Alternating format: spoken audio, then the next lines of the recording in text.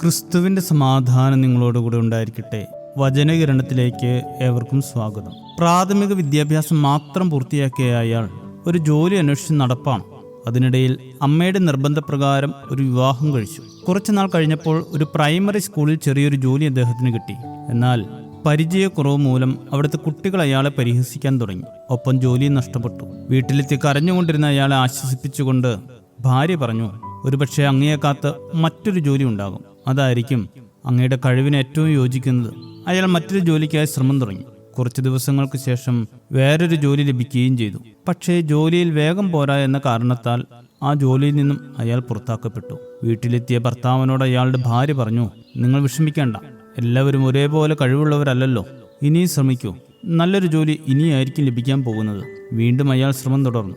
ഇങ്ങനെ ഓരോ പ്രാവശ്യവും അയാൾ പരാജിതനായി തിരികെ വരുമ്പോൾ അയാളുടെ ഭാര്യ വീണ്ടും പരിശ്രമിക്കാനായി അയാളെ പ്രേരിപ്പിച്ചുകൊണ്ടിരുന്നു. അലച്ചിലിൻ്റെ കാലഘട്ടത്തിനിടയിൽ അയാൾ പല ഭാഷകളിൽ നൈപുണ്യം നേടി. അതോടൊപ്പം അയാൾ ആളുകളെ എങ്ങനെയാണ് ക്ഷമയോടെ കൈകാര്യം ചെയ്യേണ്ടതെന്നും പഠിച്ചു. അങ്ങനെയിരിക്കെ അയാൾക്കൊരു ബധിര മൂക വിദ്യാർത്ഥികൾ പഠിക്കുന്ന സ്കൂളിൽ ജോലി ലഭിച്ചു. കാലങ്ങൾ കൊണ്ട് ആർജിച്ച കഴിവുകൊണ്ട് അയാൾ ആ ജോലി തുടരുകയും കാലാന്തരത്തിൽ ഒരു സ്പെഷ്യൽ സ്കൂൾ തുറക്കുകയും ചെയ്തു. പിന്നീട് അയാൾ വൈകല്യമുള്ളവർക്ക് വേണ്ടിയുള്ള ഉൽപ്പന്നങ്ങൾ വിൽക്കുന്ന കടകളുടെ ശൃംഖല തന്നെ തുടങ്ങി. അങ്ങനെ അയാൾ ഒരു കോടീശ്വരനായി മാറി. അയാളുടെ പേരാണ് ജോൺ ഡോങ്. ഒരു ദിവസം ജോൺ ഭാര്യയോട് ചോദിച്ചു, നമ്മുടെ ജീവിതത്തിൽ ആദ്യ കാലഘട്ടത്തിൽ വെറും പരാജയമായിരുന്നു ഞാൻ. എന്നിട്ട് നീ എന്നിൽ വലിയ വിശ്വാസമാണ് കാണിച്ചത്. നിനക്ക് എങ്ങനെ അത് സാധിച്ചു?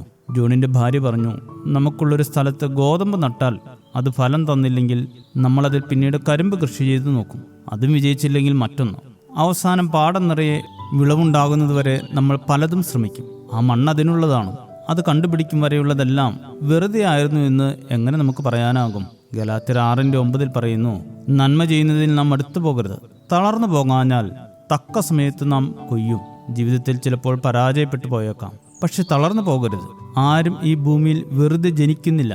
എല്ലാവരിലും എന്തൊക്കെയോ ഭരമേൽപ്പിക്കപ്പെട്ടിരിക്കുന്നു. ഒരുപക്ഷെ അത് കണ്ടെത്തുന്നത് വരെ നമ്മെ പാകപ്പെടുത്തുന്ന അച്ചകല്ലുകളാകാം നമ്മുടെ ഇപ്പോഴത്തെ അവസ്ഥകളും കഷ്ടപ്പാടുകളും. കാത്തിരിക്കാൻ നമ്മുടെ യഥാർത്ഥ ദൗത്യത്തിനായി. വീഴ്ചകളിലും പരാജയങ്ങളിലും തളർന്നു പോകാതെ ദൗത്യം കണ്ടെത്തുന്നതുവരെയും പരിശ്രമിച്ചുകൊണ്ടേയിരിക്കാം. ശുഭദിനം നേരുന്നു. ദൈവം അനുഗ്രഹിക്കട്ടെ. കഷ്ടങ്ങൾ സാരമില്ല, കണ്ണുനീർ സാരമില്ല, നിത്യ തേജസ്സിൻ ഘനമോർത്തിടുമ്പോൾ ഞൊടി നേരത്തേക്കുള്ള കഷ്ടങ്ങൾ സാരമില്ല, കണ്ണുനീർ സാരമില്ല, നിത്യ തേജസ്സിൻ ഘനമോർത്തി